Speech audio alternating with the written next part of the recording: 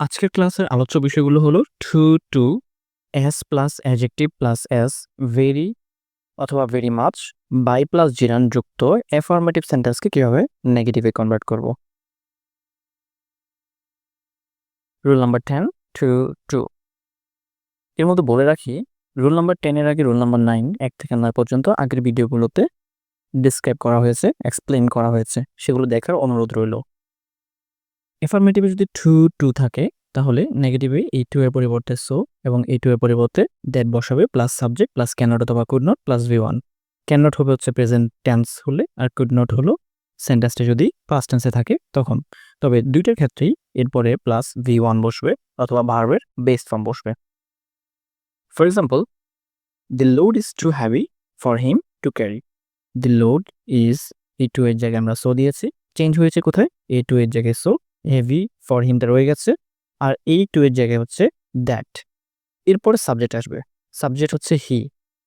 আমার এখানে ভার্বটা কি দেখতে হবে, টু এর পরে ভার্বটা হচ্ছে ক্যারি, এই টু এর পরে ভার্বের কাজটা যে করছে সেই হচ্ছে এখানের সাবজেক্টটা। তো ক্যারি বহন করছে কে, হিম মানে সে, এটা বহন করছে হি। তারপরে হচ্ছে ক্যান নট, কেন আসলো, কারণ এই সেন্টেন্সটা প্রেজেন্ট টেন্সে আছে, ইজ দেখে বুঝলাম যে এটা প্রেজেন্ট টেন্সে আছে, এই জন্য হচ্ছে ক্যান নট। এরপরে ভার্বের বেস ফর্ম ক্যারি ইট। আরেকটা এক্সাম্পল দেখি, he was too weak to walk. He was too weak to walk. এখানে প্রথম টু এর পরিবর্তে সো বসালাম, উইকের জায়গায় রয়ে গেল, হি ওয়াজের জায়গায় আছে। এরপরে টু এর জায়গায় আমরা দ্যাট বসিয়েছি। এরপরে সাবজেক্ট, এখানে সাবজেক্টটাকে সে, ওয়াক এই যে হাঁটছে, কে হাঁটছে, সে হাঁটছে, সেজন্য এখানে সে হচ্ছে সাবজেক্ট হি। এরপরে খুড নট কেন, খুড নটটা হচ্ছে এটা পাস্ট টেন্সে ছিল, ওয়াজ আছে, সেজন্য আমি বুঝতে পারলাম যে সেন্টেন্সটি পাস্ট টেন্স, এবং পাস্ট টেন্স থাকার কারণে আমি এখানে কুড নট বসিয়েছি, ক্যান নট নয়। কুড নটের পরে কি, V1 মানে হচ্ছে ওয়াক। ঠিক আছে, এইটুকুই চেঞ্জ, বেশি কিছু নয়। টু এর পরিবর্তে সো, এই টু এর পরিবর্তে দ্যাট, সাবজেক্ট ক্যান নট অথবা could not plus V1। Rule number 11, S plus adjective plus S. এখানে যে অ্যাডজেক্টিভটা বসে সেটা পজিটিভ ডিগ্রি বসে, অ্যাডজেক্টিভের 3টা ডিগ্রি আছে, পজিটিভ, কম্পারেটিভ, সুপারলেটিভ। এখানে এস দুইটার মাঝখানে যেটা অ্যাডজেক্টিভ বসবে সেটা সবসময় পজিটিভ ফর্মে বসবে। এই ক্ষেত্রে অ্যাফার্মেটিভ থেকে নেগেটিভ করার সময় এই এস এর জায়গায় নটলেস, প্রথম এস এর জায়গায় নটলেস, অ্যাডজেক্টিভের জায়গায় বসবে, এবং দ্বিতীয় এস এর জায়গায় হচ্ছে দেন, THN। এইটুকুই হচ্ছে পরিবর্তন, বেশি কিছু নয়। Example, ice is as white as snow. Ice is, এই এস এর জায়গায় হচ্ছে not less, is not less, white as মানে হচ্ছে দেন, এই এস এর জায়গায় দেন, এরপরে হচ্ছে snow. He is as brave as Shyam. He is প্রথম এসের জায়গায় নটলেস, ব্রেভ দ্বিতীয় এসের জায়গায় হচ্ছে দেন, শাম। এইটুকুই, আশা করছি এটা পারবে। রুল নাম্বার 12, ভেরি অথবা ভেরি মাচ যুক্ত। ভেরি অথবা ভেরি মাচ যুক্ত হলে আমরা সেটাকে চেঞ্জ করবো হচ্ছে নেগেটিভে, নট দিব, opposite word plus opposite word, মানে যেই নটের পরে যে ওয়ার্ডটার অপোজিট ওয়ার্ড যায় সেটি। এরপর হচ্ছে অ্যাটল। মাথায় রাখবে, ভেরি অথবা ভেরি মাচ থাকলে শেষে অবশ্যই ভেরি বা ভেরি মাচ উঠে গিয়ে সেটার পরিবর্তে অ্যাটল বসবে, এটা খেয়াল রাখবে। অ্যাটলটা কিন্তু শেষে বসবে। আচ্ছা, এখন এটা একটু বিস্তারিত আলোচনা করি। নট যেটা, এই নটটা বসার মানে হচ্ছে এটাকে নেগেটিভ করতে হবে। এখন নেগেটিভ তো করলাম, নটটা কার সাথে বসবে, নটটা বসবে হচ্ছে অক্সিলারি ভার্বের সাথে। যদি অক্সিলারি ভার্ব না থাকে তাহলে ডু, ডাজ অথবা ডিড এর সাথে বসবে।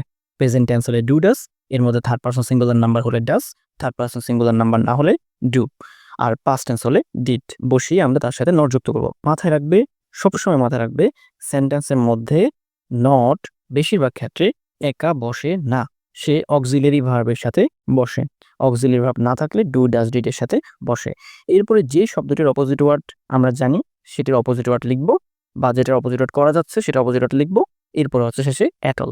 For example, my parents like me very much. My parents, এরপরে লাইক, মাই প্যারেন্টস সাবজেক্ট দিলাম, এরপর নট আনতে হবে, নটটা দিব, এরপরে হচ্ছে অক্সিলারি ভার্ব অপোজিট ওয়ার্ড দিতে হবে। লাইকের অপোজিট হচ্ছে ডিসলাইক। এখন ব্যাপারটা হচ্ছে যে নট বসাবো, নটের জন্য আমাকে অক্সিলারি ভার্ব আনতে হবে, কিন্তু এই সেন্টেন্সের মধ্যে তো কোনো অক্সিলারি ভার্ব নেই, তাহলে কি করব, ডোন্ট আনবো। ডু, ডু এনেছি, ডু এর সাথে নট যুক্ত করেছি। এখন ডু কেন এনেছি, ডাজ ডিড কেন এনে নাই, এটার কারণ হলো যে সেন্টেন্সটি প্রেজেন্ট ইনডেফিনিট টেন্স, এই জন্য ডু আর ডাজই আসবে, কিন্তু সাবজেক্টের থার্ড পারসন সিঙ্গুলার নাম্বার না হওয়ায় এখানে ডু বসেছে। আর ভেরি মাছটা উঠে গিয়ে অ্যাটল, ভেরি মাছ মাঝখানেও থাকলেও অ্যাটলটা কিন্তু শেষে বসতে হবে, এটা খেয়াল করবে। In fact a moonlight night is very pleasant, এটা বোর্ড কোয়েশ্চেনে আসছে।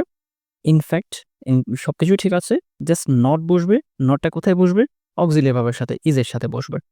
এরপরে ওই যে ভেরি মাঝখানে আছে, কিন্তু আমরা অ্যাটলটাকে শেষে দিয়েছি। ঠিক আছে? আর প্লেজেন্ট এর অপোজিট হচ্ছে unpleasant. That's it. Rule number 13, by plus gerund দিয়ে শুরু হওয়া সেন্টেন্স অথবা V1 প্লাস আইএনজি দ্বারা শুরু হওয়া সেন্টেন্স। শুধু V1 প্লাস আইএনজিও থাকতে পারে, বাই এর পরে V1 প্লাস আইএনজিও থাকতে পারে। জিরান্ট কি? জিরান্ট হচ্ছে ভার্বের সাথে আইএনজি যুক্ত হয়ে যদি এটি নাউনের মতো কাজ করে তখনই তাকে আমরা জিরান্ট বলি। এটাকে নন ফাইনাইট ভার্ব বলে। আচ্ছা যাই হোক, by plus V1 plus ING, এক্ষেত্রে এই V1 প্লাস আইএনজিটা জিরান্ট হিসেবে কাজ করে, যেহেতু বাই আছে। বাই যেহেতু একটা প্রিপোজিশন, আর প্রিপোজিশন সবসময় নাউন বা প্রোনাউনের আগে বসে। সেজন্য এখানে যে V1 প্লাস আইএনজি সেটা নাউন বা প্রোনাউনের মতো কাজ করবে, আর এই জন্যে এটার নাম হচ্ছে জিরান্ট। তবে শুধু V1 প্লাস আইএনজি দিয়ে যদি শুরু হয় তখন কিন্তু সেটা পার্টিসিপলের মতো কাজ করবে, বা জিরান্টের মতো করতে পারে, তবে মাঝে মাঝে পার্টিসিপলের মতো কাজ করে। সেটা আমরা কনটেক্সটের উপর বেস করে বুঝতে হবে।